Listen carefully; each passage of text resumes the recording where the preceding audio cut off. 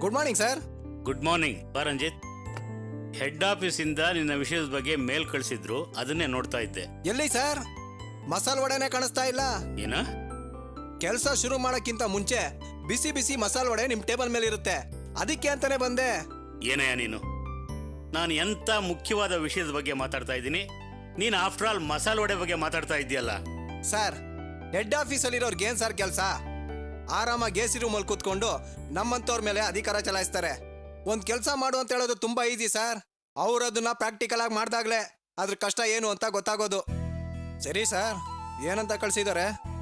ನೋಡು, ನಿನ್ನ ಬಗ್ಗೆ ಬಂದ ಕಂಪ್ಲೇಂಟ್ ಬಗ್ಗೆ ನೀನು ಉತ್ತರ ಬರೆದು ಕಳಿಸಿದ್ಯಲ್ಲ, ಆ ನಿನ್ನ ಸಮರ್ಥನೆಗಳು ಹೆಡ್ ಆಫೀಸ್ನವ್ರಿಗೆ ಕನ್ವಿನ್ಸ್ ಆಗಿಲ್ಲ, ಅಂದ್ರೆ ತೃಪ್ತಿ ಆಗಿಲ್ಲ.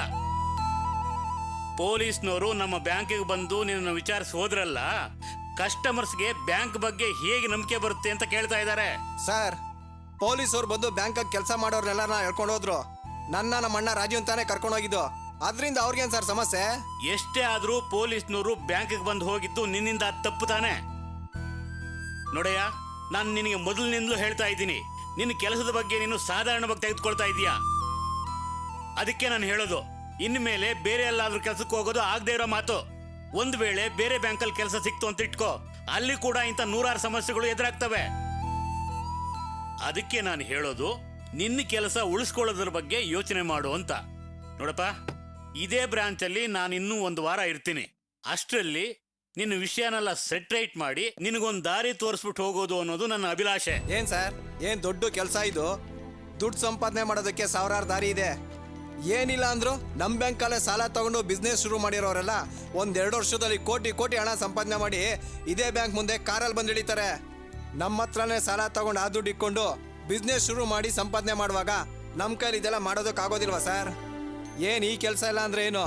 ನೋಡ್ತಾ ಇರಿ ಸರ್, ಒಂದಲ್ಲ ಒಂದು ದಿನ ದೊಡ್ಡ ಬಿಸ್ನೆಸ್ ಶುರು ಮಾಡೇ ಮಾಡ್ತೀನಿ.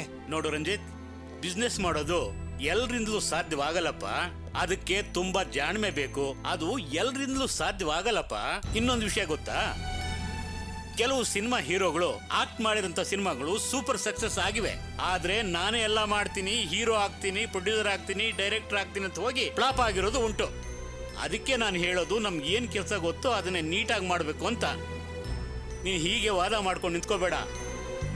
ಹೆಡ್ ಆಫೀಸ್ನವರು ನಿನ್ನ ಮೇಲೆ ತುಂಬಾ ಸಿಟ್ಟಾಗಿದ್ದಾರಪ್ಪ. ಅವರು ಸಿಟ್ಟು ಸ್ವಲ್ಪ ಕಡಿಮೆ ಆಗ್ಬೇಕಾದ್ರೆ ನೀನು ಕೊಟ್ಟಿರೋ ಸಾಲನ ವಸೂಲಿ ಮಾಡ್ಬೇಕಪ್ಪ. ಈ ವಾರದಲ್ಲಿ ಸ್ವಲ್ಪ ಇಂಪ್ರೂವ್ ಆಗಿದೆ, ಇಲ್ಲ ಅಂತೇನು ಹೇಳ್ತಾ ಇಲ್ಲ. ಕೆಲವು ಕಸ್ಟಮರ್ಸು ಡ್ಯೂಸ್ನ ಕಟ್ಟೋದಕ್ಕೆ ಶುರು ಮಾಡಿದ್ದಾರೆ. ಇನ್ನು ಸ್ವಲ್ಪ ಟ್ರೈ ಮಾಡಿದ್ರೆ ಉಳಿದವ್ರ ಹತ್ರ ಕಟ್ಟಿಸಬಹುದು. ನೀನ್ ನಾಳೆನೆ ಹೋಗಿ ಎಲ್ಲರನ್ನು ಭೇಟಿ ಮಾಡಿ ದುಡ್ಡು ವಸೂಲಿ ಮಾಡೋದಕ್ಕೆ ದಾರಿ ಮಾಡು. ನಾವೇನ್ ಸರ್ ಮಾಡೋದು? ಈಗಿನ ಕಾಲದಲ್ಲಿ ಯಾರು ನಿಯತ್ತಾಗೇ ಇಲ್ಲ. ಸಾಲ ತಗೊಂಡವ್ರೆಲ್ಲ ಸಂತೋಷವಾಗೇ ಇದ್ದಾರೆ ಸರ್. ಆದ್ರೆ ಸಾಲ ಕೊಟ್ಟವರು ನಾವ್ ಎದುರ್ಕೋಬೇಕು. ನೆನ್ನೆನೆ ಒಂದ್ ಮನೆಗೆ ಹೋಗಿ ನೋಡ್ಕೊಂಡ್ ಬಂದಲ್ಲ ಸರ್. ಒಂದ್ ಕೆಲಸ ಮಾಡೋಣ, ನಮ್ ಬ್ಯಾಂಕಲ್ಲಿ ಸಾಲ ಕೊಡೋದನ್ನೇ ನಿಲ್ಲಿಸ್ಬಿಡೋಣ ಸರ್. ಸುಮ್ನೆ ಸಾಲ ಕೊಟ್ಟು ಅವರಿಂದ ನಾವ್ಯಾಕೆ ಸರ್ ನಾಯಿ ತರ ಅಲಿಬೇಕು? ಏನು ಮಾತಾಡ್ತಾ ಇದೀಯ ರಂಜಿತ್?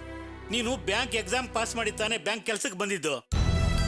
ನೋಡಯ್ಯ, ನಾವು ಡಿಪಾಸಿಟ್ ಬ್ಯಾಂಕ್ ತಗೊಳ್ತಾನೆ ಇರಬೇಕು, ಸಾಲ ಕೊಡ್ತಾನೆ ಇರಬೇಕು. ಡಿಪಾಸಿಟ್ ತಗೊಳ್ತಾನೆ ಇರಬೇಕು, ಸಾಲ ಕೊಡ್ತಾನೆ ಇರಬೇಕು. ಅದೇ ಕಣಯ್ಯ ಬ್ಯಾಂಕು ಅಂದ್ರೆ. ಸಾಲ ಕೊಡದೆ ಬ್ಯಾಂಕ್ ಹೇಗೆ ನಡ್ಸಕ್ ಆಗುತ್ತೆ ಹೇಳು? ಏನ್ ಸರ್, ಏನ್ ಬಾರಿ ದೊಡ್ಡ ಸಾಲ? ನಾನು ಕ್ಯಾಶ್ ಸೆಕ್ಷನ್ ಅಲ್ಲಿ ಇದ್ದಾಗ ತುಂಬಾ ಸುಖವಾಗೇ ಇದ್ದೆ ಸರ್. ಟೋಕನ್ ತಗೊಳ್ಳೋದು, ದುಡ್ಡು ಕೊಡೋದು, ದುಡ್ಡು ಎನ್ಸೋ ಕೆಲ್ಸನೂ ಇಲ್ಲ ಸರ್. ಅದು ಕೂಡ ಮಿಷಿನೇ ಮಾಡ್ತಾ ಇತ್ತು. ಸಾಯಂಕಾಲ 4 ಗಂಟೆ ಆದ್ರೆ ಫ್ರೆಂಡ್ಸ್ ಜೊತೆ ಜಾಲಿಯಾಗಿ ಸುತ್ತ ಆಡ್ಕೊಂಡಿದ್ದೆ. ಯಾವಾಗ ಈ ಲೋನ್ ಸೆಕ್ಷನ್ ಬಂದೋ ಆವತ್ತಿನ ನಂಗೆ ನೆಮ್ಮದಿನೇ ಇಲ್ಲದೆ ಹೋಯ್ತು ಸರ್. ತುಂಬಾ ಬೇಜಾರಾಗ್ತಾ ಇದೆ. ಇಲ್ಲ ನೋಡಪ್ಪ, ಎಂತ ಸಂದರ್ಭನೂ ನಮಗ್ ಬೇಕಾದ ಉಪಯೋಗಿಸ್ಕೊಳ್ಳೋನೆ ಜೀವನದಲ್ಲಿ ಬದುಕಕ್ ಸಾಧ್ಯ.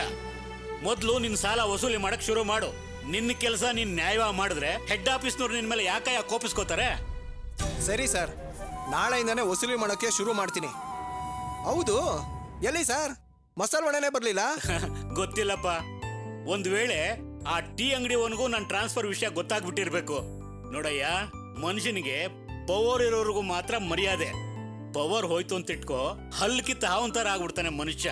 ನೋಡು, ಒಂದು ಮಸಾಲ ವಡೆನ ಇಟ್ಕೊಂಡು ಎಷ್ಟು ದೊಡ್ಡ ತತ್ವನ ಅರ್ಥ ಮಾಡ್ಕೊಳ್ಳೋ ತರ ಆಯ್ತು.